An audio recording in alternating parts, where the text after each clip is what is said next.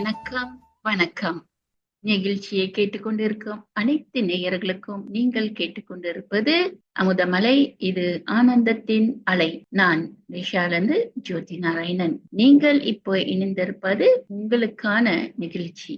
இன்றைக்கு நம்ம கேட்டுக்கொண்டு இருக்கிற இந்த தலைப்பு என்ன என்றால், இனி ஒரு விதி செய்வோம் என்ற தலைப்பு. இதுல நம்ம பல தலைப்புகளை நாம் பல சகோதரன் சகோதரிகள்கிட்ட இருந்து நிச்சயமாக இந்த தலைப்பை ஒட்டி எப்படி விதியை மாத்துவது என்று கேட்டுக்கொண்டிருக்கோம். நிச்சயமா இதுல இருந்து நீங்கள் அனைவரும் பலனடைஞ்சிருப்பீர்கள் என்று நம்புறேன். பல மாற்றங்களும் நிச்சயம் வாழ்க்கையில கொண்டு வந்திருப்பீங்க. அழகான சிந்தனையை தூண்டியிருக்கும். பல அனுபவங்களை பெற்றிருப்பீங்க. அப்படி உங்களுக்கு இந்த அனுபவம் நீங்கள் நிச்சயமாக எங்களுக்குள்ள பரிமாறிக்கொள்ளலாம். நீங்கள் எங்க லிங்க் வந்தீங்கன்னா நீங்க உங்களோட இந்த நிகழ்ச்சியை கேட்கிற மூலியமாக நீங்க பெற்ற அந்த நன்மையை எங்க கிட்ட நீங்க பரிமாறி கொண்டீர்களானால் எங்களுக்கும் இன்னும் உற்சாகமாக இருக்கும். சரி, வாருங்கள். இன்னைக்கு தலைப்பை இனி ஒரு விதி செய்வோம். இந்த விதியை எப்படி மாத்துவது தான் நம்மளோட எல்லாரோட இந்த உலகத்துல எல்லாரோட கவலை என்னன்னா, எப்படி விதியை மாத்தி அமைக்கலாம் என்று தான் நிறைய பேத்துக்கு கவலை. இன்றைய மனிதர்கள் எல்லாம் சந்தோஷமாக இருக்கணும், சோகம் வேண்டாம். அப்ப சோகம் வேண்டாம், சந்தோஷமாக இருக்கணும்னா நிச்சயமாக ஏதாவது மாற்றத்தை கொண்டு வரணும் இல்லையா? நம்மளோட எண்ணம், சொல், செயலில், நம்ம பழக்க வழக்கத்துல. அதன் அடிப்படையில இன்னைக்கு என்ன தலைப்புல நம்ம பேசலாம்னா, இன்னைக்கு பழக்கத்தை மாத்தினால் வாழ்க்கையை மாத்த முடியும் என்ற தலைப்பில் நம்ம இன்னைக்கு கொஞ்சம் ஆழமாக செல்லலாம். எப்படி பழக்க வழக்கங்கள் எப்படி உருவாகுது, அப்படி என்ன இந்த பழக்க வழக்கங்கள்னா என்ன, எப்படி அந்த பழக்க வழக்கங்களுக்கு அடிமையாக ஆகின்றோம். ஏன்னா இப்பெல்லாம் கெட்ட பழக்கத்துக்கு ரொம்ப சுலபமாக எல்லாரும் அடிமையாயிறாங்க. வயதானவர்கள் இருந்து சிறு வயது வரைக்கும் நம்ம எல்லாமே இந்த கெட்ட பழக்கத்துக்கு அடிமையாயிரும். அப்ப இந்த கெட்ட பழக்கம்னா என்ன, அடிமைத்தனம் எப்படி வருது, இதெல்லாம் நம்ம இன்னும் ஆழமாக இந்த வாரத்துல புரிஞ்சு கொள்ளலாம். சரிங்களா? வாங்க.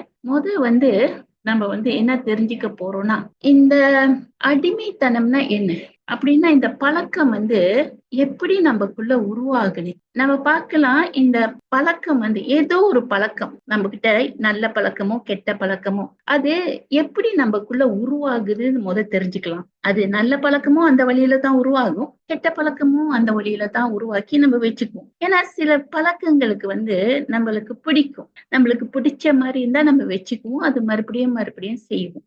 அது எப்படி உருவாகுதுன்னா, நம்ம எல்லாம் நம்ம நினைவு பாக்ஸ் இருக்கு. நம்ம அதாவது கப்பல்லாம் ஏறி போனா ஒரு பிளாக் பாக்ஸ் வரும்.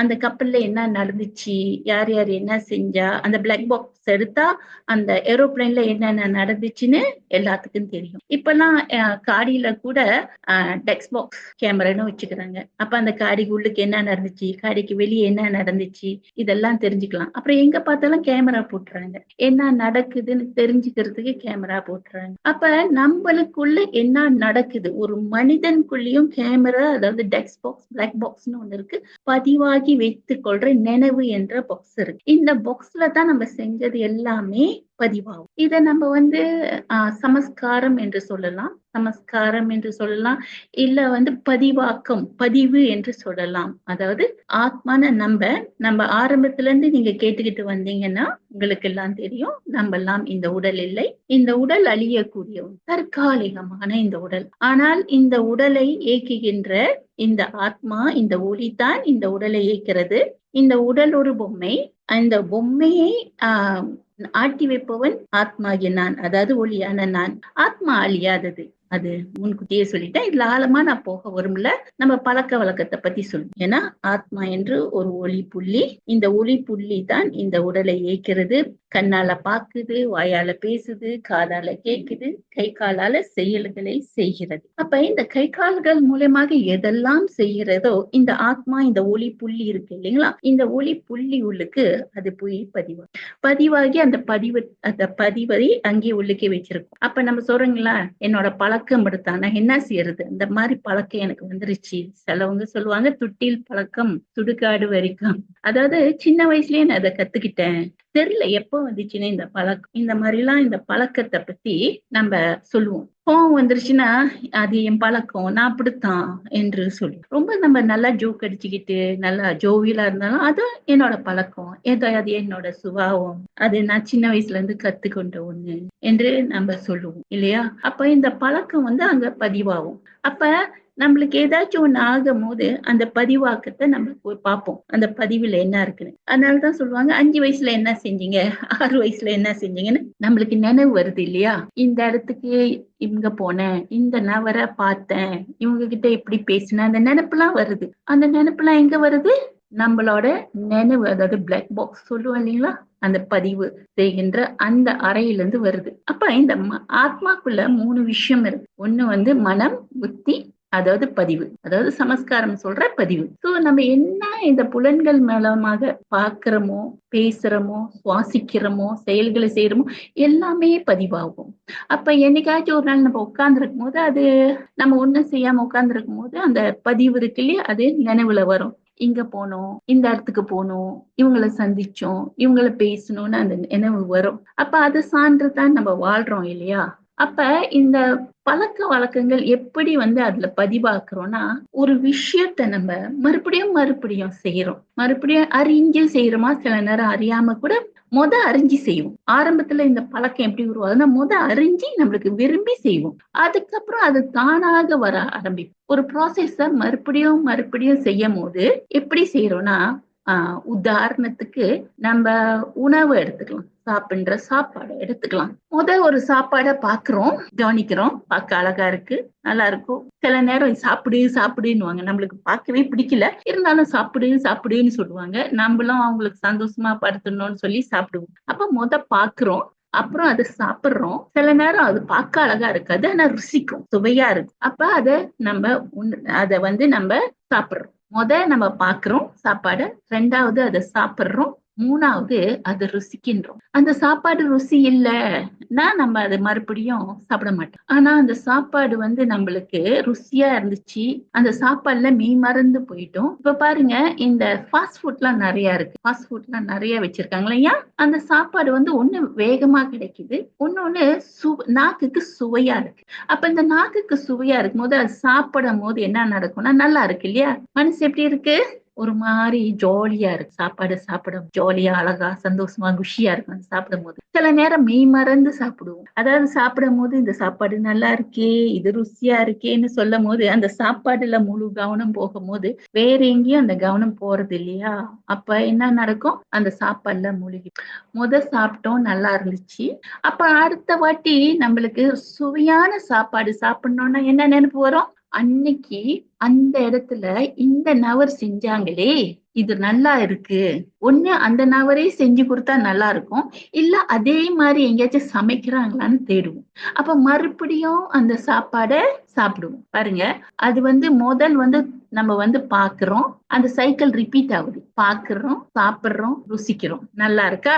நல்லா இல்லைன்னா திருப்பி எடுத்துக்க மாட்டோம். பிடிக்கலன்னா அது மறுபடியும் எடுத்துக்கொள்ள மாட்டோம். அது பிடிச்சிருந்தனால, நல்லா இருக்கிறதுனால அது மறுபடியும் ரிப்பீட் பண்றோம். மறுபடியும் பார்க்கிறோம், சாப்பிடுறோம், அத ருசிக்கிறோம். ரிப்பீட் பண்றோம். பல வாட்டி ரிப்பீட் பண்ணும்போது என்ன நடக்குது? அது வந்து பதிவாகுது. இந்த சாப்பாடு இப்படி ருசிக்கும். இந்த சாப்பாடு இந்த நபர் செஞ்சா நல்லா இருக்கும்.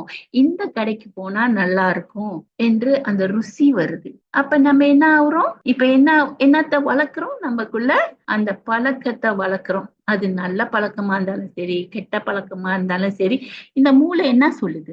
அதுக்கப்புறம் இந்த மூளை என்னத்தமா சொல்லும்? அது நல்லா இருக்கு இல்லையா? அதுக்கப்புறம் இந்த மூளை என்னத்தமா சொல்லும்? இது நல்லா இருக்கு இந்த சாப்பாடு. நீ இனிமேலு இந்த சாப்பாடு நீ சாப்பிடறதுக்கு மட்டும் இல்ல, இல்ல வேற எதுக்காச்சும் கூட நீ பாவிக்கலாம். இப்ப ஒரு ஒரு வேளை மனசு வந்து போர் அடிச்சிச்சு, இல்ல மனசு வந்து சோகமா இருக்கு. அப்ப மனசு என்ன செய்யும்? அன்னைக்கு நீ சாப்பிட்டல்ல சாப்பாடு, அந்த சாப்பாட சாப்பிட்டா இந்த சோகத்தை மறக்கலாம். சரி சாப்பிட்டு பாப்போமேன்னு சொல்லி அந்த சாப்பாடு சாப்பிடுறோம். அந்த சாப்பாடு சாப்பிடும் போது என்ன நடக்குது? அந்த பிரச்சனையை மறக்கிறோம்னு வச்சுக்க. அப்ப மறுபடியும் இன்னொரு வாட்டி பிரச்சனை வந்தா எங்க போவோம்? அந்த சாப்பாட்டுக்கு தான் போவோம். அப்ப அந்த சாப்பாட மறுபடியும் சாப்பிடுறோம். மறுபடியும் அந்த பிரச்சனையில இருந்து நம்மளால கொஞ்சம் மீற முடியுது. அந்த பிரச்சனைய நினைக்க மாட்றோம். அந்த சாப்பாடு குஷியிலேயே இருந்துரும். அப்புறம் இன்னொரு நாளைக்கு வேற பிரச்சனை வரும்போது என்ன செய்வோம்? மறுபடியும் அந்த சாப்பாட சாப்பிடுவோம். அந்த பிரச்சனைய கொஞ்ச நேரம் முடியும். அந்த ரிப்பீட்டேஷன் தெரியுங்களா? அது நல்ல பழக்கமா இருந்தாலும் சரி, கெட்ட பழக்கமா இருந்தாலும் சரி, இந்த ரிப்பீட்டேஷன் ஒரு பழக்கத்த மறுபடியும் மறுபடியும் விரும்பி செய்யும்போது காலப்போக்குல அது தானா நடக்க ஆரம்பிச்சிருச்சு. ஏன்னா இந்த மூளை என்ன செய்யுதுன்னா, அது ஏத்துக்குது. சரி, நீ இந்த ருசிய இந்த சாப்பிடுற பழக்கத்த நீ ஒரு விஷயத்துக்கு மட்டும் பயன்படுத்த வேண்டாம். பல விஷயத்துக்கே நீ பயன்படுத்து. சில நேரம் பசிக்காது தெரியும். சில நேரம் பசிக்காது. நம்மளுக்கு போர் அடிக்கிற மாரி இருக்கு. போர் அடிக்குது. என்ன செய்யணும்னு. அப்படி நினைக்கும்போது என்ன நடக்குது? திங்குன்னு மணி அடிக்கிறது என்ன? நம்ம இன்ன பாக்ஸ்ல இருந்து என்ன மணி அடிக்கும்? டிங்குன்னு. அது என்ன சொல்லுதா? சாப்பிடு. ஏதாச்சும் சாப்பிடு. இல்லன்னா இந்த மாரி சாப்பாடு சாப்பிடு. இந்த மாரி சாப்பாடு சாப்பிடு. ஏன்னா என்ன அனுபவம் சொன்னிச்சு? இந்த சாப்பாடு சாப்பிட்டா உனக்கு ரிலாக்ஸா இருக்கும். உதாரணத்துக்கு இந்த காஃபி குடிக்கிறவங்க, இந்த நான் சின்னது எடுத்துக்கிறேனே, பெரிய பெரிய ஹெட்டிக்டட் எல்லாம் போல, அதாவது பெரிய பெரிய அடிமைத்தனத்துக்கெல்லாம் போல, இந்த மது அருந்துவது, ட்ரக்ஸ் குடிக்கிறது, இதெல்லாம் பெருசு பெருசு. அது ஒரு நாளைக்கு பேசலாம். இன்னைக்கு குட்டி குட்டியானது இப்ப காஃபிக்கு அடிமை, சில நேரம் சாப்பாடு, சாக்லேட், கேக்கு, இதுக்கு அடிமையா, சில நேரம் நம்ம சில பழக்கத்துக்கு ஊர்க்கதை பேசுறது சிலவங்களுக்கு பிடிக்கும். சிலவங்க இந்த போன்ல நோண்டிக்கிட்டே இருக்கிற அந்த பழக்கம் பிடிக்கும். இதெல்லாம் அடிமைத்தனம் தானே. மது அருந்துவது, புகைப்பிடிப்பது, ட்ரக்ஸ் அடிப்பது, இதுதான் அடிமை என்றது இல்ல. இப்ப புது ஒரு அடிமைத்தனம் வந்துருச்சு. என்ன பாக்குது? இன்டர்நெட்ல போனை நோண்டுறது. அப்ப இதுக்கும் அடிமைத்தனமா சாப்பாட்டுக்கு அடிமையா வருது. அதனாலதான் எங்க பார்த்தாலும் சாப்பாடு மிதமிஞ்சி இருக்குது. விதவிதமான சாப்பாடு, புதுசான சாப்பாடு, ருசியான சாப்பாடு, எதையும் விட்டு வைக்கிறது இல்ல. எந்த மிருகத்தையும் விட்டு வைக்கிறது இல்ல. எங்க பார்த்தாலும் விதவிதமான சாப்பாடு, நம்ம பார்க்காத சாப்பாடு, அழகான சாப்பாடு, எல்லாம் புதுசா வேற உருவாக்குறாங்க. இப்படி சமைக்கலாம், அப்படி சமைக்கலாம்னு சொல்லி அதை அழகுபடுத்துவது. அந்த சாப்பாட்டு மேல எல்லாரும் கவனம் செலுத்துறாங்க. ஏன் சாப்பாட்டு மேல இவ்வளவு கவனம் செலுத்துறாங்க?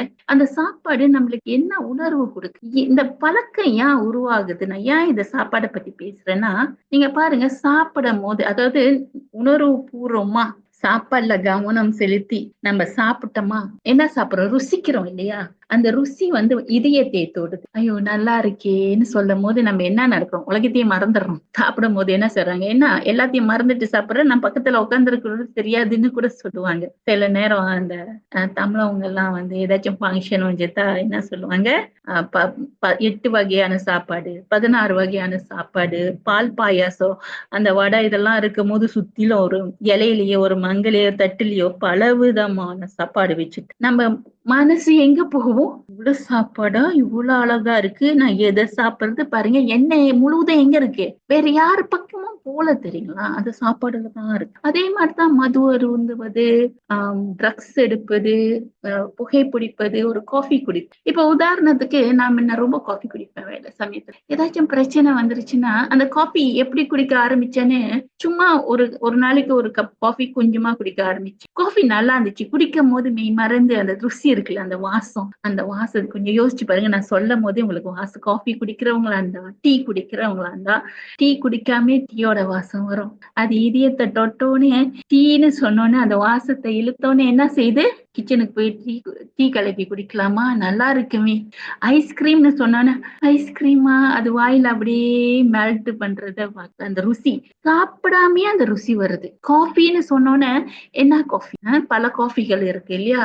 அந்த காஃபி வாசம் உள்ளுக்கு போகுது. யாராச்சும் பக்கத்துல எங்கேயாச்சும், நம்ம காஃபி குடிக்கல, பக்கத்துல யாரோ காஃபி குடிக்கிறாங்க, அந்த வாசத்திலேயே மெய் மறந்துருக்கலாம். அப்ப அந்த காஃபி இந்த பழக்க வழக்கத்துக்கு அடிமையாவது, இந்த பழக்க வழக்கத்துக்கு அது நம்மளுக்கு ஒரு மாதிரி தனி சுகம், தனி குஷி கொடுத்து, அதனாலதான் அந்த பழக்கத்துக்கு நம்ம அடிமையாயிரும். மறுபடியும் ஒரு உதாரணம், சில நேரம் பசி எடுக்கல, ஆனா அந்த நம்மளோட உணர்வு இருக்கு இல்லையா? பழைய உணர்வு, அந்த உணர்வு இப்ப போர் அடிச்சிச்சுன்னு வச்சுங்க, அந்த உணர்வு இருக்கு இல்லைங்களா?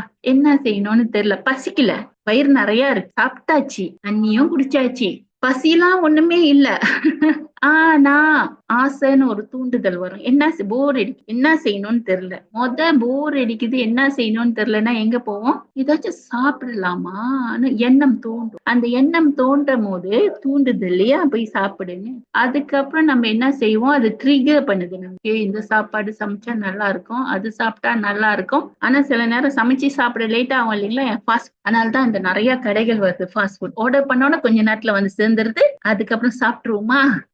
நல்லா இருக்கும். சாப்பிட்ட பிறகுதான் ஏன்டா ரொம்ப நேரம் சென்றுதான் ஏன்டா சாப்பிட்டேன்னு இருக்கும். ஆனா அந்த ஆசைக்கு அந்த தூண்டுதல் வரும்போது என்ன செய்வோம்? சாப்பிட்டுருவோம். அதே மாதிரிதான் காஃபி குடிக்கிறது, தண்ணி அடிப்பது, இந்த ட்ரக்ஸ் இருக்கிறது, புகைப்பிடிப்பது எல்லாமே அந்த வந்து அதை பிளாக் பண்ணிரும். அந்த ஆசை, அந்த தூண்டுதல் இருக்குல்ல, என்ன செய்யறோம்? நம்மளோட பாசிட்டிவான எண்ணத்தை பிளாக் பண்ணிரும். அந்த ஆசை தான் பெருசா இருக்கும். அப்ப அது இருக்கும் போதுதான் என்ன ஆகுதுன்னா, நம்ம வந்து அது மறுபடியும் மறுபடியும் செய்யும் போதுதான் இந்த நம்ம வந்து அந்த பழக்கத்துக்கு அடிமையாயிரும். இப்படித்தான் இந்த ப்ராசஸ், அடிமையாகிற ப்ராசஸ் வந்து நடைபெறுகிறது. அப்ப இந்த ப்ராசஸ் என்ன நடக்குதுன்னா, மறுபடியும் மறுபடியும் செய்யும். அது என்னவா இருக்கட்டும். சிலவங்க வந்து சுத்தனா ரொம்ப பிடிக்கும், கூட்டிக்கிட்டே இருப்பாங்க. அந்த பழக்கமும் மறுபடியும் மறுபடியும் செய்யறதுனாலதான் வருது. சிலவங்க உண்மையை மட்டும் பேசுவாங்க. அந்த பழக்கம் மறுபடியும் மறுபடியும் பேசும்போது அப்படி வருது. சிலவங்க நல்லா உட்காந்து படிச்சுக்கிட்டே இருப்பாங்க. அந்த பழக்கத்தை மறுபடியும் மறுபடியும் செய்யும் போது அந்த பழக்கம் ஆகுது. அது நல்ல பழக்கமா இருந்தாலும் சரி, கெட்ட பழக்கமா இருந்தாலும் சரி, மறுபடியும் மறுபடியும் மறுபடியும் செய்யும் போது அது நமக்குள்ள ஊறி போய் நம்மளோட சமஸ்காரம், நம்மளோட நினைவு என்ற அந்த பதிவுல போய் அது பதிவாகி அது மறுபடியும் மறுபடியும் செய்யறது. சரிங்களா? இப்ப புரியுதுங்களா எப்படி பழக்கத்தை உருவாக்குறோம் என்று?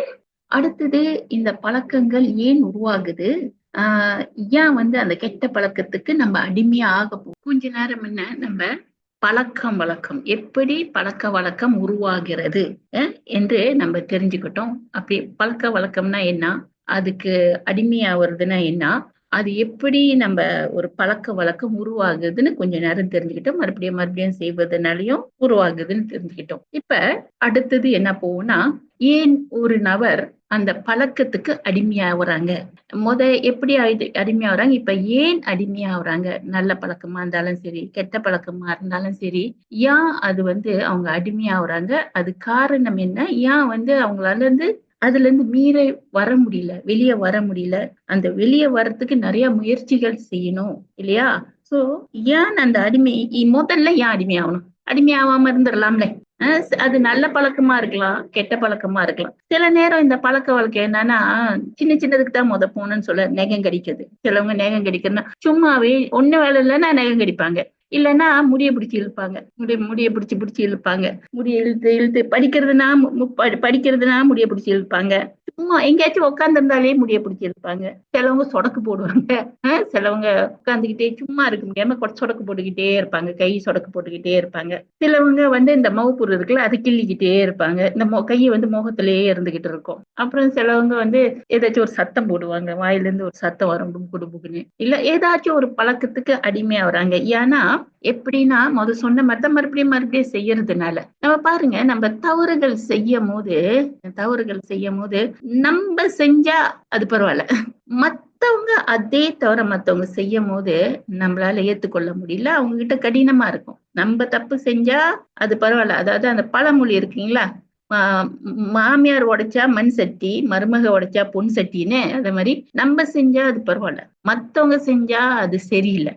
நம்ம மேல நம்ம கொஞ்சம் லூஸா இருப்போம், மத்தவங்க மேல ரொம்ப கடுமையா இருப்போம் இந்த தவறு செய்வதில்லை. ஏன் இப்படி சொல்றேன்னா, நீங்க பாருங்க, நான் உங்கள்கிட்ட நம்ம ஏன் அடிமை ஆகுறாங்கன்னு நம்ம போறதுக்கு முன்ன அதாவது நம்ம வாழ்க்கைய மாத்தணும்னா, நம்ம வாழ்க்கைய பழக்கத்தை மாத்தினாதானே வாழ்க்கையை மாத்த முடியும்.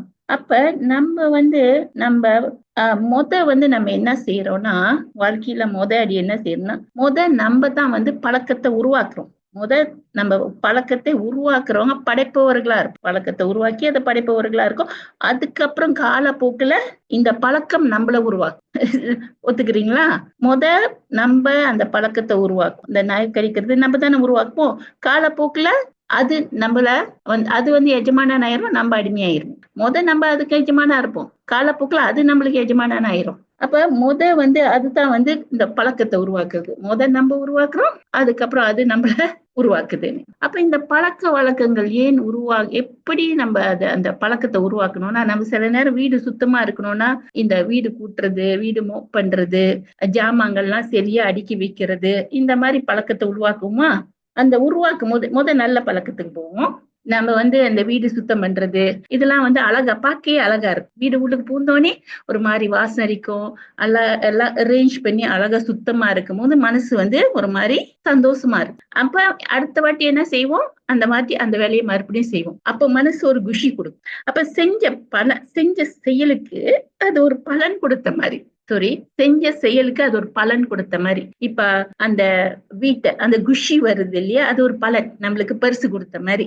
அதே மாதிரிதான் நல்ல படிக்கிற பழக்கங்கள். நம்ம படிச்சுக்கிட்டே இருக்கும்போது பரீட்சையில பாஸ் பண்றோம். அந்த பரீட்சையில பாஸ் பண்றது நம்ம படிச்சதுக்கு உள்ள பரிசு. அதுல குஷி வருது, சந்தோஷம் வருது தானே, சந்தோஷம் வருது. அப்ப அதனால மறுபடியும் நம்ம படிக்க ஆரம்பிக்கிறோம். நல்ல பழக்கத்துக்கு அந்த மாதிரி ஒரு பலன். அதே மாதிரிதான் இந்த தீய பழக்கத்துக்கும் அந்த பலன் என்ன செய்யுதுன்னா, நம்ம மறுபடியும் அது செய்யும் போது அது நம்மளுக்கு பழக்கமாயிருது. இப்ப காஃபி குடிக்கிறதுன்னு வச்சுக்கோமே, சும்மா காஃபி குடிக்கிறோம். காஃபி குடிக்கும் போது நல்லா இருக்கு, கொஞ்சம் ஃப்ரெஷ் ஆகுது, தூக்கம் வர மாட்டுது, நல்லா அதிகமா படிக்கலாம். நம்ம முக்கியமா அந்த காஃபி குடிப்போம் என்ன செய்வாங்கன்னா, படிக்கிற பிள்ளைங்க ராத்திரில காஃபி குடிப்பாங்க. அப்ப அந்த நேரத்துல தூக்கம் வராது. அப்ப ஒன்னும் அதிகமா படிக்கலாம். அப்புறம் பகல்லையும் சீக்கிரம் ஏஞ்சிக்கலாம். ஏன்னா தூக்கம் கொஞ்ச நேரம் தான் தூக்கம் கொடுக்கும், ரொம்ப நேரம் தூக்கம் கொடுக்காது. அப்ப அதுக்கு அந்த பழக்கத்துக்கு அவங்க படிக்கிறதுனால, நல்லா படிச்சு மார்க் பண்ணதுனால அவங்க என்ன செய்யுது, ஆமா இந்த காஃபி நல்லா இருக்கு, இந்த மாதிரி திக்கா கலக்கி குடிச்சா காஃபி தூக்கம் வராது, எனக்கு தூக்கம் வரலன்னா நல்லா படிச்சு பாஸ் பண்ண முடியுது, எனக்கு பேரு புகழ் கிடைக்கு, நல்லா இருக்கு. காஃபி பழக்கத்தை உருவாக்குறோம். ஆனா அந்த காஃபிக்கு அடிமை ஆகும் போது அந்த காஃபியோட அந்த இழப்பு என்ன கொண்டு வருது, அந்த இழப்பு வருது இல்லையா. அதுக்கப்புறம் ஒரு நாளைக்கு என்ன ஆகுதுன்னா, நம்மளுக்கு ஒரு நாள் அந்த காஃபி குடிக்க பிடிக்கல, டாக்டர் சொல்லிட்டாரு காஃபி குடிக்காதன்னு. நிப்பாட்ட முடியுதா? நம்மள உருவாக்கணும், அது அப்புறம் நம்மள விடாம நம்மள இறுக்கி பிடிச்சிக்குது. அந்த மாதிரிதான் இந்த பழக்கங்கள் ஏன் நம்ம உருவாக்க, ஒண்ணு நம்ம பாசிட்டிவா ஆவறதுக்கு, நல்லா ஆவறதுக்கு நம்ம அந்த பழக்கத்தை உருவாக்கிக்கிறோம். அந்த பழக்கம் காலப்போக்குல அது நல்லதுக்கா போய் முடிஞ்சா அது ரொம்ப நல்லது. இப்ப தண்ணி குடிக்கிறது, சைனீஸ் எல்லாம் பாத்தீங்கன்னா மலேசியால ஒரு போத்தலை தூக்கிட்டு போவாங்க, எங்க போனாலும் போத்தலை தூக்கிட்டு போவாங்க தண்ணி குடிக்கிறதுக்கு. எங்க போனாலும் தண்ணி குடிச்சுக்கிட்டே இருப்பாங்க. அந்த பெரிய போட்டை, ஒரு 1.5 லிட்டர் போத்தை தண்ணி முடிகிற வரைக்கும். நல்ல பழக்கம் இல்லையா? அது இறக்குற வரைக்கும் கொண்டு போனாலும் அது நல்ல பழக்கம். ஓகே, இந்த நல்ல பழக்கம் வளர்த்துக்கிட்டே போலாம். அப்படி இனிப்பு தண்ணி குடிக்கிறவங்க என்ன ஆகும், இனிப்பு நீர் வந்துடும். இனிப்பு நீர் வந்தோன்னு என்ன ஆகும், டாக்டர் சொல்லுவாரு நிறுத்துன்னு சொல்லுவாரு. நிறுத்த முடியுதா? நிறுத்த முடியல. அந்த மறுபடியும் அந்த இனிப்பை தான் அது கொண்டு வர சொல்லுது. ஏன்னா இந்த மூளை ஏத்துக்குச்சு இல்லையா, அதுல ஒரு சுகம் கொடுக்குது. அந்த இனிப்பை சாப்பிடும் போது ஒரு மாதிரி ஒரு சந்தோஷத்தை கொடுக்குது. அதனால அது நம்ம முதல் சாப்பிட்டோம், அதுக்கப்புறம் நம்ம வேணான்னு சொல்லும் போது அதை நிறுத்த முடியல. அதுக்கப்புறம் மத்தது என்னன்னா, தவறான இதுக்கு எப்ப போறோம்னா நம்ம மன அழுத்தத்துல வரும்போது, ஏதாச்சும் கஷ்டங்கள் அனுபவம் செய்யும் போது, அப்புறம் இழப்பு வரும்போது, நம்மள ஏமாற்றம் அடையும் போது, அப்புறம் பேங்க்ராப் ஆகும் போது, யாராச்சும் நம்ம கிட்ட பொய் சொல்லிட்டாங்க, நம்மள்ட்ட ஏமாத்தி காசு வாங்கிட்டாங்க, காதலிச்சவங்க கை விட்டுட்டு போயிட்டாங்க, பணத்தை கொள்ளையடிச்சிட்டு போயிட்டாங்க, இந்த மாதிரி இழப்புகள் வரும்போது அது ஒரு மாதிரி பேனிக் ஆகுது இல்லையா. அப்ப அந்த மன வலிய சரிப்படுத்துறதுக்கு என்ன செய்வாங்க, இங்கதான் சில நேரம் அவங்க சாப்பிடுற பழக்கம் உருவாக்குவாங்க, இல்லைன்னா ஏதாச்சும் மது, ட்ரக் எடுக்க ஆரம்பிக்கும். ஏன்னா அந்த வலி வரும் போது என்ன செய்யறாங்கன்னா, அந்த வலியை மறக்கணும் இல்லையா. ஏன்னா அந்த வலி என்ன செய்யுது, பிரஷர் கொடுக்குது. சில நேரம் குடும்பத்தின் பிரச்சனையா இருக்கலாம், குடும்பத்துல நிறைய பிரச்சனை, நம்ம குடும்பமே சில நேரம் பிரச்சனை நிறைஞ்ச குடும்பமா இருக்கும். அம்மா அப்பா சண்டை போட்டுக்கிட்டா என்ன ஆகும், அப்புறம் மாமியார், மாமனார், பாட்டி, தாத்தா, பிள்ளைங்க எல்லாம் எப்படி இருப்பாங்க, சோகத்துல தானே இருப்பாங்க. அம்மா படிச்சுக்கிறாங்க, இந்த குடும்பமே சோகத்துல போய் அடைஞ்சிரும். அப்ப அது சந்தோஷம் இல்லாத குடும்பமா இருக்குமா, அந்த பிள்ளையும் வளர்ற அந்த குழந்தையும் எப்படி இருக்கும், அதை அந்த மாதிரி தன்மையை கொண்டு இருக்கும், அந்த மாதிரி பழக்கத்தை கொண்டு வந்திருக்கு. யார்கிட்ட கத்துக்கிட்டாங்க, பெற்றோர்கிட்ட கத்துக்கிறாங்க. அந்த சண்டை போடுறது, ஏசுறது, அடிக்கிறது, இதெல்லாம் கத்துக்கிறாங்க. ஒண்ணு குடும்ப சூழ்நிலை, ஒன்று சுற்றுச்சூழல், நண்பர்கள்கிட்ட இருந்து கத்துக்கொள்வது. ஒண்ணு இந்த நண்பர்கிட்ட போகும்போது என்ன செய்யறாங்கன்னா, நல்ல பிள்ளைங்களாதான் போய் சேருவாங்க. தவறான நண்பர் கூட செய்யும் போது என்ன செய்யறாங்கன்னா, பரவாயில்ல, ஒரு நாள் நீ என் கூட சேரணும்னா இதெல்லாம் நீ செய்யணும், நீ என் கூட பழகணும்னா இதெல்லாம் செய்யணும், நீ எனக்கு நண்பனா இருக்கணும், இதெல்லாம் செஞ்சாதான் நீ எனக்கு நண்பனா இருப்ப. நல்ல செயலை செய்ய சொன்னா பரவாயில்ல, தவறான செயலை செய்ய சொன்னா எப்படி, அதுக்கும் சில நேரம் அவங்கள மகிழ்ச்சி படுத்துறதுக்காக அவங்க போய் அதை போய் செய்வாங்க. சிலவங்க வந்து சைவமா இருப்பாங்க. அவங்க கணவர் அசைவம் சாப்பிடுறதுனால இவங்களும் அசைவம் சாப்பிடுவாங்க. அப்புறம் அவங்களோட அசைவத்தன்மையை விட்டுட்டு சைவத்தன்மையை விட்டுட்டு அசைவம் போவாங்க. அதே மாதிரிதான் சிலவர்கள் வந்து சைவமா இருப்பாங்க, அசைவமா இருப்பாங்க. ஆனா அவங்க பார்ட்னர் சைவமா இருக்காங்கன்னு சொல்லி இவங்க சைவமா மாறுவாங்க.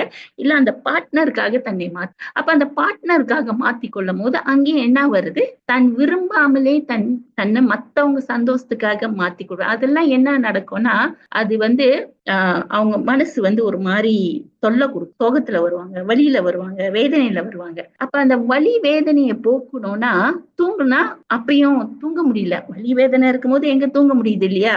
அப்ப அந்த வலி வேதனைய வந்து சரியான வழியில அந்த பிரச்சனையை தீர்க்கறதுக்கு பதிலா தற்காலிக சந்தோஷம் பெறணும்னு இந்த இப்பெல்லாம் வந்து நிறைய home video games, internet, video, drama, டிக்டாக்ஸ்ன்னு நிறைய வந்துருச்சு. சோ அதுல நேரத்தை செலவழிக்கிறாங்க. அதுல கொஞ்சம் மூழ்கிட்டா வீட்டு பிரச்சனை மறந்துடுவோம், குடும்ப பிரச்சனையை மறந்துடுவோம், இவங்களை மறந்துடுவோம், அவங்க மறந்துடுவோம். அப்புறம் மதுவா இருந்துன்னா எல்லாத்தையும் மறந்துடுவோம் இல்லையா? அதை மறக்கிறதுக்காக, பிரச்சனையை மறக்கிறதுக்காக அவங்க அடிமையாகுறாங்க. அப்ப பழக்கம் எங்க இருந்து வருது? ஒண்ணு வந்து மத்தவங்க தவறு செய்யும் போது நம்மளுக்கு கடுப்பா இருக்கும். அவங்க தவறு செய்யறாங்க. ஆனா நம்ம செய்யும் போது அது தவறா தெரியாது. மத்தவங்க செய்யறாங்கன்னா அது சரிப்படுத்தணும்னு நினைக்கிறோம். அடுத்தது வந்து மன அழுத்தம், மன உளைச்சல்கள். ஏன்னா அப்புறம் மத்தவங்களை சந்தோஷப்படுத்துறது, மத்தவங்களுக்காக நம்ம மாத்தி கொள்வது, நம்ம கஷ்டப்பட்டு நம்மளை மாத்துவோம். ஆனா உள்ளார மாத்தோம், வெளியே புறமா மாற ஆரம்பிப்போம். குடும்ப சூழ்நிலை, நண்பர்கள், உறவினர்கள், அப்புறம் வேலைக்கு போனா அங்க வேலையில அவங்கள மகிழ்ச்சி படுத்தணும், பணம் வேணும். சோ இதெல்லாம் சேர்ந்து என்ன செய்து தவறான அடிக்ஷனுக்கு, தவறான பாதைக்கு, தவறான போதைக்கு நம்மள கொண்டு போயிரு. தவறான அந்த பழக்கத்துக்கு அந்த தூண்டுதல் வருது இல்லையா? வாட்டி நம்ம குடிப்போம். வாட்டி எந்த தவறு செய்யும் போது மனசு கொஞ்சம் தடுமாறும், மனசு கொஞ்சம் வலிக்கும். ஆனா செய்யும் போது நாளைக்கு என்ன செய்யும், இது செய்யக்கூடாது, இனிமேல் செய்யக்கூடாது, தவறு, இனிமேல் செய்யக்கூடாதுன்னு. ஆனா அந்த செஞ்ச பிறகு நல்ல தெளிவு அடைஞ்ச பிறகு நம்ம என்ன நினைப்போம், அது என்ன நினைச்சுன்னா, அட்லீஸ்ட் அந்த கொஞ்ச நேரம் எல்லாத்தையும் மறந்து இருந்தேனே. அந்த தண்ணி அடிக்கிற சமயமோ, இல்ல அந்த நெகம் கடிப்பாங்க தெரியுங்களா? நெகம் கடிக்கும் போது, டிவி பார்க்கும் போது, இல்ல சினிமா பார்க்கும் போது, சினிமாவுக்கு போய் அங்க மணிக்கணக்குல உட்காந்து அப்புறம் நண்பர்கள்ட்ட அரட்டை அடிக்கும் போது என்ன நடக்குதுன்னா, சிலது நேரம் அவர்கள் கவலையிலிருந்து வெளியாகி கொஞ்ச நேரம் மெய் மறந்து இருக்காங்க. அது அவங்களுக்கு கிடைச்ச அந்த நட்பு, அந்த பழக்கத்துக்கு கிடைச்ச பெருமதி. அந்த பெருமதிக்காக மறுபடியும் நாளைக்கு போய் செய்வாங்க. ஏன்னா மறுபடியும் நாளைக்கு சோகம் வந்துடும் இல்லையா? சோகத்தை தான் தீக்கலையே, பிரச்சனையை தான் தீக்கலையே. தீத்தா தானே பிரச்சனை வராது. அப்ப அந்த பிரச்சனையை தீக்காத போது என்ன செய்யுது, நாளைக்கும் அந்த சோகம் அந்த நேரத்துல வந்துருது இல்லையா? சரி, இன்னைக்கும் நம்ம நண்பர்கள்ட்ட பேசுவோம். அது மறுபடியும் தூண்டும், நீ போய் பேசு, நீ போய் நடந்துக்கன்னு வரும். அப்ப மறுபடியும் என்ன செய்வோம், மறுபடியும் அங்க போவோம். பிரச்சனையை தீர்த்திருக்க மாட்டோம். அப்ப நம்ம பிரச்சனையை எதிர்நோக்கிறதுக்கு பதிலா அந்த பிரச்சனையில இருந்து ஓடுறதுக்கு நம்ம வந்து இந்த மாதிரி அடிமைத்தனமா ஆயிடுறோம். இந்த கெட்ட பழக்கத்துக்கு அடிமை. இந்த நெகங்கடி, சில நேரம் நெகை கடிப்பாங்க, சிலவங்க இந்த முடி பிடிச்சி இழுப்பாங்க, உட்காந்துக்கிட்டே முடிய சுருட்டுவாங்க, நெடிய பிடிச்சி இழுப்பாங்க, அப்புறம் என்னென்னமோ செய்வாங்க. சாப்பிடுவாங்க, சாப்பிட்டு உடம்பு சாப்பிடுவாங்க. சிலவங்க ஒவ்வொரு எக்ஸசைஸ் செய்வாங்க. ஸோ இந்த நல்ல பழக்கத்துக்கு அடிமையாயிட்டா ஓகே, நல்லது.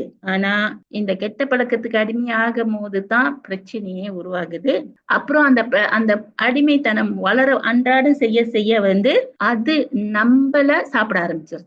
ஏன்னா மூளையில வந்து என்ன சொல்லுது, இது செஞ்சா நம்ம இந்த பிரச்சனை தீரும். இந்த மூளை வந்து செட் பண்ண ஆரம்பிச்சிச்சு. பிரச்சனை வந்துட்டாலே எங்க போவோம், இதை செய்ய உன் பிரச்சனை தீந்துரும். அங்க அந்த அந்த செய்யும் போது அந்த குஷி கிடைக்குது இல்லையா? அந்த குஷிக்காக, அந்த அமைதிக்காக, தற்காலிகமான அந்த அமைதிக்காக, தற்காலிகமான அந்த குஷிக்காகத்தான் நம்ம மறுபடியும் அந்த தவறு செய்யறோம். காலப்போக்கில் அது தவறு பரவாயில்லன்னு போயிருது. அப்புறம் அது நம்ம பழக்கமா வந்தோன்னா என்னைக்கு ஒரு நாள் யாராச்சும் நம்ம கிட்ட இதை விடு, சிகரெட்டு விடு, மேல புகைப்பிடிக்க வேண்டாம், தண்ணி அடிக்க வேண்டாம், இதெல்லாம் செய்ய வேணாம், இதெல்லாம் செய்ய வேணாம், டாக்டர் சொல்லுவாரு இதெல்லாம் சாப்பிடாதீங்க, இதெல்லாம் செய்யாதீங்கன்னு சொல்லும் போது ஒரு நாள் அது நிறுத்த முடியாம போகும்போது தான் நம்ம வருந்துவோம், ஏன்டா கத்துக்கிட்டோம் என்று வருத்தம் வரும். அப்ப இந்த பழக்கம் எல்லாம் நமக்குள்ள நம்ம தான் வளர வைக்கிறோம். ஏன்னா என்ன செய்யறோம், நம்ம அது நெகட்டிவ் ஊர்கதை பேசுறது இல்லைங்களா, மத்தவங்க இப்ப கோஷிப் தான் ரொம்ப பெருசா இருக்கு, தேவையில்லாத கதையெல்லாம் பேசுறாங்க, இது பழக்கமாயிருச்சு. நீங்க பாருங்க யூடியூப்ல எல்லாம் என்ன நடக்குது, தேவையில்லாத கதை தான் ஓடுது. மத்தவங்கள பத்தி தேவையில்லாம உண்மையா சொல்றாங்களா பொய் சொல்றாங்கன்னு கூட தெரியாது, அப்படிப்பட்ட நெகட்டிவ் கதை தான் நிறைய ஓடுது. ஏன்? அது மத்தவங்க கேக்குறாங்க, மத்தவங்க ரசிக்கிறாங்கன்னு சொல்லி அவங்க ஒன்னும் அதிகமா அப்ப என்ன செய்யறோம், அதை பாக்குறோம், அதை கேக்குறோம், அதை பத்தி பேசுறோம், அதை பத்தி செயல்ல போடுறோம். அப்புறம் என்ன ஆகும், அது போய் பதிவாகும் இல்லையா. நான் சொன்ன முதல்ல ஆத்மான அந்த பதிவாக்கத்துல பதிவாகுது. பதிவாகும் போது நம்ம போய் என்ன செய்யறோம், அதை பத்தி மத்தவங்கள்ட்ட பேசுறோம், மத்தவங்கள்ட்ட பேசும்போது என்ன ஆகுது, மறுபடியும் பதிவாகுது. இப்ப தெரியுதுங்களா எப்படி பழக்க வழக்கத்தை நம்ம உருவாக்குறோம்னு. சிலது இப்ப தெரியுதுங்களா எப்படி நம்ம பழக்க வழக்கத்தை உருவாக்குறோம்னு. சில நேரம் நம்ம விரும்பி செய்வோம், சில விஷயங்களை நம்ம விரும்பாமலே செய்வோம். சில நேரம் நம்ம பாசிட்டிவா இருக்கணும்னு சொல்லி நம்ம அந்த ஒரு நல்ல பழக்கம்னு சொல்லி அதுக்கு காலப்போக்குல அது தவறா போயிடுறது. இப்ப நம்ம நல்லா படிக்கணும்னு சொல்லி விடிய காலையில எழுந்திருக்கணும், அதனால விடிய காலையில எழுந்திருக்கணும்னா நான் காஃபி குடிக்கணும், விடிய காலையில நான் எழுந்திருக்கணும்னா நான் இதெல்லாம் செய்யணும். அப்புறம் காலப்போக்குல அது ஒரு ஸ்ட்ரெஸ்ஸா மாறும் போது நம்மளுக்கு என்ன ஆகுது, அது ஒரு கெட்ட பழக்கமாயிருது. அது நல்ல பழக்கமா இருக்கும்போது குஷி வருது இல்லையா. இப்படித்தான் நம்மளோட பழக்கத்தை நம்ம உருவாக்கிக்கிறோம். அடுத்தது எப்படி இந்த கெட்ட பழக்கத்தை நம்ம நல்ல பழக்கமா தான் வச்சுக்கீங்க, அது நல்லது தானே. நல்லதுக்கு பலன் இருக்கு, கெட்டதுக்கு சோகம் வருது. நல்லது செஞ்சா குஷியும் பெருமையும் நம்மளுக்கு அதுல இருந்து நல்ல பேர் வருது, வச்சுக்கலாம். இந்த கெட்ட பழக்கத்தை தான் நான் விடணும்னு நினைக்கிறோம். சில நேரம் அல்லாம் காலையில அல்லாம் அடிச்சோடனே அல்லாம சாத்துறது, கொஞ்ச நேரம் எல்லாத்தையும் சில விஷயத்த சேர்ந்து போஸ்ட்போன் பண்றது, அப்புறம் செய்யறேன் என்று. இதெல்லாம் சின்ன சின்ன கெட்ட பழக்கம் தான். பட் இதெல்லாம் காலப்போக்கில் செய்யும் போது அது நம்மளுக்கு ஒரு மாதிரி ஏன்டா இப்படி இருக்கும், நம்ம மாறலாமே, இப்படி மாத்திக்கலாமே, மாறணும்னு நினைக்கும் போது அந்த கெட்ட பழக்கம் அந்த சின்ன சின்ன பழக்கம் நம்மளுக்கு ஒரு பெரிய தடைக்கல்லா இருக்கு. அப்ப இந்த தடைக்கல் உடைக்கணும் அல்லவா. அதற்கு நம்ம அடுத்தது எப்படி நம்ம இந்த கெட்ட பழக்கத்தை விட்டுட்டு நல்ல பழக்கத்தை உருவாக்குறது தெரிஞ்சுக்கலாம். சில நேரம் இப்படித்தான், எப்படி நம்ம பழக்கத்தை முடிப்பது, எப்படி இந்த பழக்கத்துல இருந்து நம்ம எதிர்நோக்குவதுன்னு சரியான குழப்பமா இருக்கும். அப்ப இந்த குழப்பத்துல இருந்து நம்ம வெளியாகணும்னா நிச்சயம் எல்லா பிரச்சனைக்கும் தீர்வு இருக்கு, தீர்வு இல்லாத பிரச்சனையே இல்லை. மனிதனோட பழக்கம் என்னன்னா, மனிதனுக்கு ஆட்டோமேட்டிக்கா ஒரு பிரச்சனை வந்துருச்சுன்னா இந்த மனிதனோட அறிவு என்ன செய்யும்னா, அது தானாகவே அதோட தீர்வை கண்டுபிடிக்கிற அபூர்வ சக்தி கொண்டது மனிதனோட மூளை. அதான் 6 அறிவுன்னுவாங்க இல்லையா. நம்மளால தீர்க்க முடியாது ஒண்ணுமே இல்லை, நம்ம செய்ய முடியாது ஒண்ணுமே இல்லை. அப்படிப்பட்ட அறிவாற்றல் கொண்டவர்கள் மனிதனான நாம். சரி, அடுத்தது நம்ம தெரிஞ்சுக்கிட்டோம் பழக்க வழக்கங்கள்னா என்ன அர்த்தம், எப்படி உருவாகுது, சில விஷயத்துக்கு நம்ம எப்படி அடிமையா ஆகுறோம், அந்த அடிமைத்தனம் என்னென்ன காரணங்கள் வருது, அந்த அடிமைத்தனத்துக்கு நம்ம வர்றது, நம்ம மறுபடியும் அது செய்யும் போது ஒரு குஷி வருது, அதுல ஒரு பலன் கிடைக்குது, தற்காலிக பலன். அந்த பலன்னால அது நம்ம பிடிச்சுக்கிறோம். அது பலன்னு சொல்ல முடியாது, ஒரு மாதிரி குஷி, ஒரு மாதிரி சந்தோஷம், ஒரு மாதிரி நல்ல உணர்வு வரும், பெருமை வரும். அந்த மாதிரி எல்லாம் இருக்கும்போது அந்த பழக்கத்தை நம்ம வச்சுக்குவோம் இல்லைங்க, அப்படித்தானே. இப்ப அடுத்தது என்ன பார்க்கறோம்னா, எப்படி அதை முடிப்பது. நல்ல பழக்கத்தை வச்சுக்கலாம், இந்த கெட்ட பழக்கத்தை எப்படி நம்ம விடுறது, அதை எப்படி எதிர்நோக்குறது, அதோடைய முடிக்கிறது எப்படின்னு நம்ம தெரிஞ்சுக்கணும். ஒரு பழக்கத்தை முடிக்கிறது அவ்வளவு சுலபம் இல்லை. ஒரு ஸ்லோகனோட, ஒரு பொன்மொழியோட ஆரம்பிக்கலாம்னு நினைக்கிறேன். நீங்க அன்றாட வாழ்க்கையில ஏதாவது ஒன்று மாத்தாத வரைக்கும் நீங்க உங்க வாழ்க்கையை மாத்த முடியாது. உங்க வாழ்க்கையின் வெற்றி எதை குறிக்கிறதுனா, அன்றாட வாழ்க்கையில நீங்க செயலை செய்து கொண்டிருக்கிறீங்கல்ல, அந்த செயலின் அடிப்படை தான் உங்க வெற்றி அடைந்தது. அதன் அடிப்படையில இன்னைக்கு நம்ம அதை எதிர்நோக்குறது என்று பேசுவதற்கு முன்னால் ஒரு குட்டி கதையை கேட்டுட்டு அதுக்கப்புறம் நம்மளோட எப்படி பலவீனத்தை அகற்றலாம் என்று சில டிப்ஸுங்க சொல்றேன். சரிங்களா, வாங்க கதையை கேட்கலாம். சில பேர் கெட்ட பழக்கத்துக்கு அடிமையா இருப்பாங்க, அடிமையா இருக்கும் அப்படின்னு கூட தெரியாம இருப்பாங்க. அவங்க எல்லாத்துக்கும் என்கிட்ட ஒரு கதை இருக்கு. ஒரு நாள் ஒரு அம்மா அவங்க பையனோட ட்ரெஸ்ஸை துவைக்க எடுக்கும்போது அதில் சிகரெட் பாக்கெட் இருக்கிறது கவனிச்சிருக்காங்க. அவங்களுக்கு ஒன்றுமே புரியல. பையன்கிட்ட எப்படி கேட்குறதுன்னும் தெரியல. ஆனால் கேட்காமலும் இருக்க முடியல. என்ன பண்ணுறதுன்னு தெரியாமல் குழம்பி இருக்கும்போது அங்கே வந்த அப்பா என்ன ஆச்சு அப்படின்னு கேட்டிருக்காரு. அதுக்கு அவங்க அம்மா, பையனோட ட்ரெஸ்ஸில் சிகரெட் பாக்கெட்டை பார்த்தேன், அதை எப்படி அவங்ககிட்ட கேட்குறது அப்படின்னு தெரியாமல் குழம்பி போயிருக்கேன் அப்படின்னு சொல்லியிருக்காங்க. இதை கேட்ட அப்பா, சரி விடு, இதை நான் பார்த்துக்கிறேன், நீ அவங்ககிட்ட எதுவும் கேட்க வேண்டாம் அப்படின்னு சொல்லிட்டார்.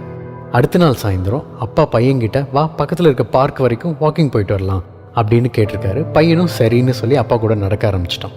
கொஞ்ச தூரம் நடந்து போயிட்டு இருக்கும்போது அப்பா பையன்கிட்ட ஒரு சின்ன செடியை காமிச்சு அதை பிடுங்க சொல்லியிருக்காரு. பையனும் 2 விரல்லையே அந்த செடியை பிடுங்கிட்டான். அதுவும் ரொம்ப ஈஸியாக கையோட வந்துருச்சு. இன்னும் கொஞ்சம் தூரம் நடந்ததுக்கப்புறம் ஏற்கனவே பிடுங்கின செடியை விட கொஞ்சம் பெரிய செடியை காமிச்சு அதை பிடுங்க சொல்லியிருக்காரு. அந்த செடி கொஞ்சம் தடிமனாக இருந்ததால் பையன் தன்னோட ஃபுல் ஸ்ட்ரென்த்தையும் யூஸ் பண்ணி அந்த செடியை பிடுங்கி அப்பா கிட்ட கொடுத்துருக்கான். அவரும் அதை வாங்கி பார்த்துட்டு திரும்பவும் நடக்க ஆரம்பிச்சிட்டார். பையனும் கூடவே சேர்ந்து நடந்துக்கிட்டு இருக்கான். கொஞ்ச தூரம் போனதுக்கப்புறம் ஏற்கனவே பிடுங்கின செடியை விட இன்னும் கொஞ்சம் பெருசாக வளர்ந்துருக்கிற செடியை காமிச்சு அதை பிடுங்க சொல்லியிருக்காரு. ஏன் இதெல்லாம் பிடுங்க சொல்கிறாரு அப்படின்னு புரியாத பையன் அப்பா சொன்ன செடியை பிடுங்க ட்ரை பண்ணியிருக்கான். ஆனால் அது கொஞ்சம் பெருசாக இருந்ததால் அவன் எவ்வளோ இழுத்து பார்த்தும் அவனால் அதை பிடுங்கவே முடியல. அவன் அப்பா கிட்ட சொல்லியிருக்கான், இந்த செடியோட வேர் நிலத்துல நல்லா ஆழமாக வளர்ந்துருக்கு, அதனால் என்னால் பிடுங்க முடியலப்பா அப்படின்னு சொல்லியிருக்கான். அப்போ அவங்க அப்பா சொல்லியிருக்காரு, கரெக்ட், நீ முதல்ல பிடுங்கின தெரியுமா ஒரு செடி, அந்த செடி அப்போதான் நிலத்துல வேர் விட ஆரம்பிச்சிருக்கு, அதனால தான் உன்னால் ஈஸியாக பிடுங்க முடிஞ்சுது. ஆனால் இவ்வளோ பெரிய செடி உன்னால் பிடுங்க முடியல, அதுக்கு காரணம் அதோட வேர் நிலத்துல நல்லா ஆழமாக ஊடுருவி இருக்கு. இதே மாதிரி தான்ப்பா கெட்ட பழக்கமும். ஆரம்பத்திலேயே சுதாரிச்சுட்டா நம்ம கிட்ட இருந்து ஈஸியாக அதை வெளியில் தூக்கி போட்டுடலாம். ஆனால் அதை கவனிக்காமல் விட்டுட்டா நமக்குள்ள அது ஊடுருவி இருக்கும். அதுக்கப்புறம் அதுலேருந்து வெளியில் வர்றது ரொம்ப சிரமம் அப்படின்னு சொல்லிட்டு நடந்து போயிட்டார். இதை கேட்ட அந்த பையன் சில மாதிரி நின்றுட்டான். அதுக்கப்புறம் அவன் கெட்ட பழக்கத்திலிருந்தே வெளியில் வந்துட்டான். பல பேர் கெட்ட பழக்கத்திலிருந்து வெளியில் வர முடியாமல் சிரமப்பட்டு இருப்பாங்க. நல்லா கவனிச்சிங்கன்னா நாளையிலேருந்து அந்த தப்பை பண்ண மாட்டேன் அப்படின்னு முடிவெடுப்பாங்க. சில பேர் இன்னும் மேலே போய் ஜனவரி 1ஆம் தேதியிலிருந்து எந்த தப்பும் பண்ண மாட்டேன் அப்படின்னு முடிவெடுப்பாங்க. இது எல்லாத்தினாலையும் கீப்பப் பண்ண முடியுதா அப்படின்னு கேட்டால் சில பேரால் தான் முடியும், பல பேரால் பண்ண முடியாது. ஏன்னா அவங்களோட கெட்ட பழக்கம் ஆரம்பத்திலே கிள்ளி எறியாததுனால அவங்களுக்குள்ளேயே வேரூன்றி போயிருக்கும் இந்த செடி மாதிரி.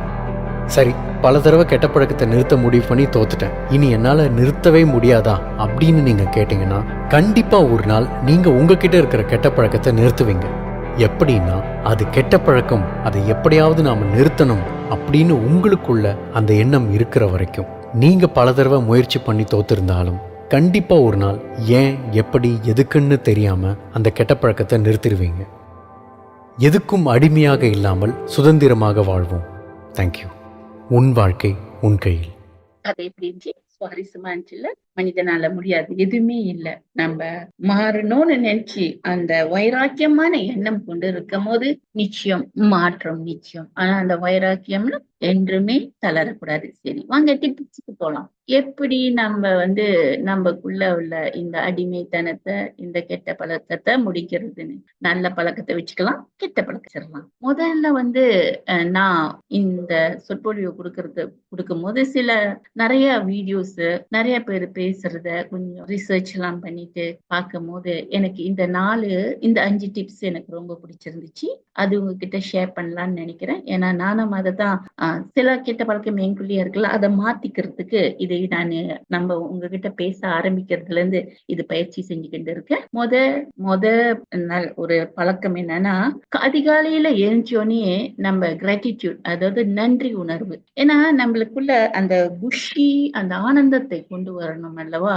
அதற்கு அதிகாலையில எழுந்திரிச்சோனே நம்ம இந்த நன்றி உணர்வை, எதுக்கு காலையில எழுந்திரிச்சதுக்கு, நம்மளுக்கு அந்த உற்சாகம் வந்ததுக்கு, இறைவனுக்கு, இந்த தத்துவத்துக்கு, பஞ்ச தத்துவத்துக்கு, எல்லாத்துக்கும் நன்றி கூறலாம். உங்களுக்கு அந்த அதிகாலையில் நேரத்தில் அந்த நன்றி உணர்வு எப்படி இருக்கணும்னு தெரியணும்னு நினைச்சா நிறைய யூடியூப்ஸ் இருக்கு. நீங்க போய் அதை பார்த்து தெரிஞ்சுக்கலாம். இல்ல நீங்களா கூட சொந்தமா உருவாக்கலாம். நீங்க சொந்தமா உருவாக்கித்தான் ஆகணும். மற்றவர்களோட காப்பி பண்ணா அது அவ்வளையும் நல்லா இருக்காது. இருந்தாலும் நம்ம சில டிப்ஸ் கொடுக்கலாம். அதுக்கப்புறம் நேரம் இருந்தா சில டிப்ஸ் கொடுக்குறேன். இதுக்கப்புறம் 2வது, நம்ம வந்து ஜேர்னலிங், அதாவது எழுதணும். நம்ம கிட்ட என்ன ஒரு கெட்ட பழக்கம் இருக்கு, நீங்க நிறைய எழுதலாம். ஆனா முக்கியமா ஒரே ஒன்றை எடுத்துக்கொள்ளுங்க மாத்துறதுக்கு. ஏன்னா நிறைய எடுத்துக்கிட்டா ரொம்ப ஸ்ட்ரெஸ் ஆயிரும், சில நேரம் மாற்றம் வராது. ஒரே ஒரு நீங்க சின்னதா சில நேரம் நகம் கடிக்கிற பழக்கம் இருக்குன்னு வச்சுக்கீங்களேன். சரி, நான் இன்னைக்கு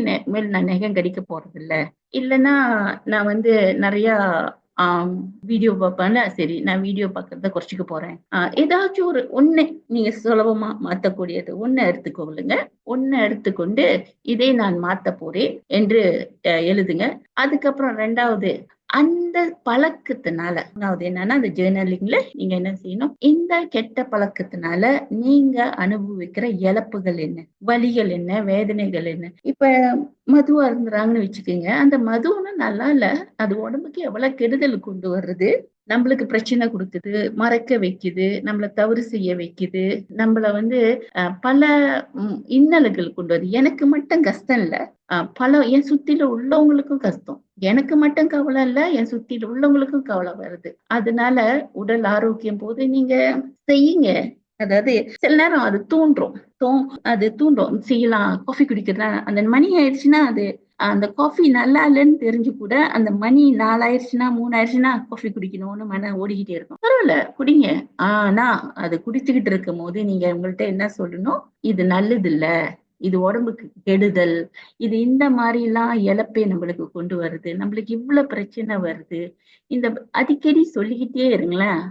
அது மேல வந்து அது வெறுப்பு வரும். ஏன்னா வெறுப்பு வந்தாதான் அதை விடுவோம். அது மேல வெறுப்பு வராத வரைக்கும் நம்ம விட மாட்டோம். ஆனா மது அருந்தும் போது நிச்சயமா மது அருந்துனா நம்ம தன்னை மறந்து விடும். ட்ரக்ஸ், மது இல்ல ஸ்மோக்கிங், இதெல்லாம் வந்து நம்மள ஸ்மோக்கிங்காச்சும் ஓகே ஒரு இடத்துல இருக்கலாம், அந்த மதுவும் ட்ரக்ஸும் வந்து நம்மள மறக்கடிச்சிடும். அதனால அதை எடுக்காத மணியே நீங்க வந்து உங்கள்கிட்ட சொல்லிடலாம். உங்ககிட்ட நீங்க மறந்துப்பீங்கன்னு நினைச்சா எழுதி வச்சுக்கீங்க, அடிக்கடி எழுதலாம். இல்ல உங்கள்கிட்ட எழுத வரலன்னா நீங்க சொல்லலாம், இதான் இழப்பு, இதான் கஷ்டம், இதான் பிரச்சனை. அடிக்கடி சொல்லும் போது அதுக்குள்ள வெறுப்பு வருது. உதாரணத்துக்கு எனக்கு இந்த புளிப்பு சாப்பிட்றதுனா ரொம்ப பிடிக்கும். அப்ப நான் என்ன செய்வேன், ரொம்ப வெறுமயத்தோட புளிப்பு சாப்பிட்டு ஒரு வயசுக்கு வந்தோன்னே கெஸ்ட்ரிக் வந்துருச்சு. கெஸ்ட்ரிக் அல்சரா போயிடுச்சு, செம்ம வலி. இப்ப நான் உரப்பையும் புளிப்பும் சாப்பிட்றது நிறுத்தினேன். ஏன்னா டாக்டர் என்ன சொன்னார், நீ ரொம்ப புளிப்பும் உரப்பும் சாப்பிட்ற, அதனால தான் இந்த மாதிரி வலி வந்துருச்சுன்னு. அப்புறம் நான் சொன்னேன், ஓகே இனிமேல் வலி அந்த புளிப்பும் உரப்பும் ரொம்ப சாப்பிட மாட்டேன், குறைச்சிட்டேன். சில நேரம் ரொம்ப நாள விட்டுட்டேன். வேற என்னைக்காச்சும் ஒரு நாள் சாப்பிடுவேன், இல்லைன்னு சொல்ல. ஆனா முன்ன மாதிரி அடிக்டடா இல்ல, அது கடுமையா இல்ல. ஏன்னா நான் அடிக்கடி சொல்வேன், உன்னைய சாப்பிட்டா எனக்கு கெஸ்ட்ரிக் வருது, வலி வேதனை, அந்த வலி வேதனைன்னு திருப்பி நினைக்கும் போதே அது மேல உள்ள ஆசை போயிருச்சு. அது நம்ம சாப்பிட்றதும் ரொம்ப விட்டுட்டேன். அந்த மாதிரி நீங்க செஞ்சு பாருங்க, அது மேல வெறுப்பு கொண்டு வாங்க, நீங்க விடலாம். அடுத்தது நம்ம பார்த்தோமா, அப்புறம் நன்மைகள், நல்ல செயல்கள் இருந்துச்சுன்னா அந்த செயல்களை நீங்க பெருமை கொள்ளணும். அதோட செயலின் நன்மையை பத்தி நீங்க பேசலாம். இப்ப உங்களுக்கு வந்து வீடெல்லாம் சுத்தம் பண்ணி கிளீனா வச்சுக்கணும்னா, அந்த கிளீனா இருக்கும் போது அதுல உள்ள சந்தோஷம், அதுல உள்ள மகிழ்ச்சி, நல்ல சாப்பாடு சாப்பிடும் போது அது கொடுக்குற அது கொடுக்குற நன்மை.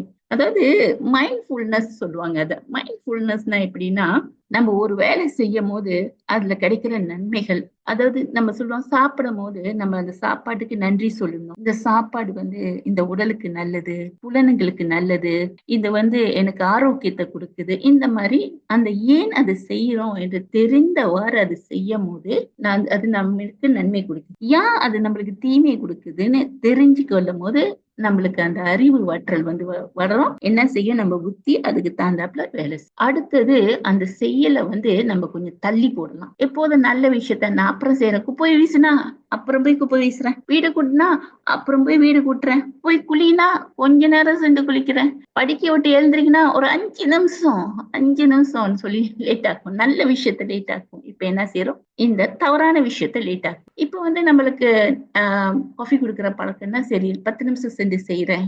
அப்புறம் சிகரெட் அடிக்கிற பழக்கம் தான் சரி இப்பத்திக்கு வேண்டாம், 10 நிமிஷம் சென்று தள்ளி போடு, 10-5 நிமிஷம் தள்ளி போடுங்க.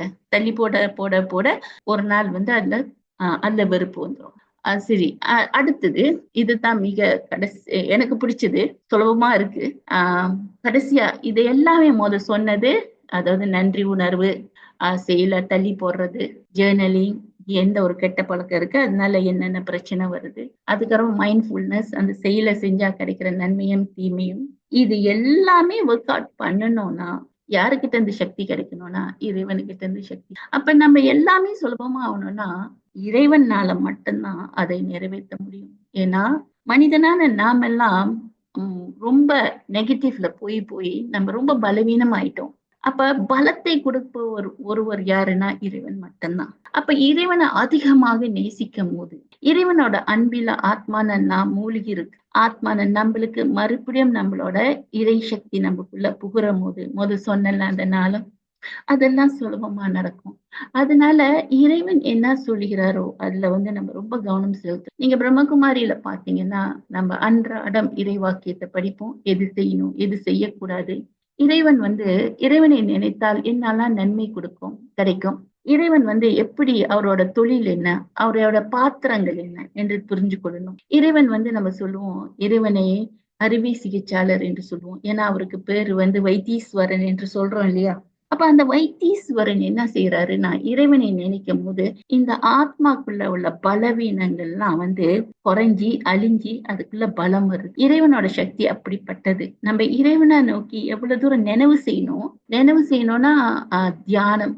அவரை நோக்கி நம்ம எண்ணத்தை அவரு கூட மூழ்கடிக்கணும். அப்ப அவரு கூட அன்பில் மூழ்கும் போது நம்ம கிட்ட இருக்கிற பேரானந்தம் சக்தி, நம்ம அனாதியான இந்த ஆத்மா மேல இருந்து இறைவன்கிட்ட இருந்து வரும்போது கிடைச்ச அந்த சக்தி உள்ளுக்குள்ள ஊறி வரும்போது நம்ம கிட்ட எந்த பிரச்சனை வந்தாலும் நம்மள எதிர்நோக்கலாம். மேல கொடுத்த அத்தனை வழிமுறைகளும் நம்ம செயல்படுத்தலாம்.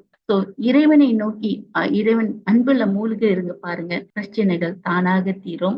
இது நாளும் செஞ்சு பாருங்க. நிச்சயமா உங்களுக்கும் பலன் கிடைக்கும். ஏன்னா நானும் செஞ்சுக்கிட்டு இருக்கேன். எனக்கும் ஒரு மாதிரி என்னோட எதை விடணும்னு நினைக்கிறோமோ அதால என்னால கொஞ்சம் கொஞ்சமா விட முடியும். சரிங்களா? நிச்சயமாக இந்த டிப்ஸ் எல்லாம் உங்களுக்கு உதவியா இருக்கும் பழக்கத்தை மாத்துறதுக்கு. ஏன்னா நம்ம எல்லாமே சில பழக்கத்துக்கு அடிமையா இருப்போம். எல்லாத்தையும் மாத்துறதுக்கு வாங்க நம்ம முயற்சி செய்து நல்ல பழக்கத்தை வளர்க்கறதுக்கும் கெட்ட பழக்கத்தை விட்டுட்டு வாழ்க்கையில சுதந்திரமா சந்தோஷமா நிம்மதியா எல்லா நோயிலிருந்து விடுபட்டு சதா ஆரோக்கியமாக எல்லாம் செல்வமும் பெறணும்னா சதா சுலபமாக வெற்றி அடையணும்னா இறைவன் இருக்கிறார். இறைவன் கொடுக்கிற வழிமுறை இருக்கிறது. முயற்சி செய்து பார்ப்போம். நிச்சயம் வெற்றி அடைவோம். நன்றி, வணக்கம். ஆமாங்க, நம்மள நம்பணும், கடவுளை நம்பணும். அப்ப நம்பிக்கை இருந்தா தான் நம்ம சுயத்தை மாத்த முடியும் அல்லவா? இதோட இந்த நிகழ்ச்சி நிச்சயம் உங்களுக்கு பயனளிச்சிருக்கும் என்று நம்புகின்றேன். இதோட நம்ம நிகழ்ச்சியை முடித்துக் கொள்கிறேன். நான் ஜோதி நாராயணன். நீங்க கேட்டுக்கொண்டிருப்பது அமுதமலை. இது ஆனந்தத்தின் அலை. இது உங்களுக்கான நேரம். இனி ஒரு விதி செய்வோம் என்ற நிகழ்ச்சியை நீங்க கேட்டுக்கொண்டிருக்கீங்க. இந்த நிகழ்ச்சியில நீங்க பயனடைஞ்சீங்கன்னா ஏதாச்சும் கமெண்ட் பண்ணோம்னா எங்களோட வெப்சைட்க்கு வாங்க. அமுதமலை வெப்சைட்க்கு உங்க கமெண்ட கொடுங்க. இன்னும் உங்க கமெண்ட்னால நாங்க இன்னும் உற்சாகம் அடைஞ்சு இன்னும் நல்ல நல்ல நிகழ்ச்சியை போடும். உங்களுக்கு என்ன தலைப்பு வேணும் என்று சொன்னாலும் அதுக்கு தகுந்தாப்ல தலைப்பின்படி உங்களுக்கு இந்த நிகழ்ச்சி வழங்கப்படும். இந்த நிகழ்ச்சியை கேட்டுக்கொண்டிருக்க அனைத்து நேயருக்கும் மிக்க நன்றி. மீண்டும் சந்திப்போம். வணக்கம்.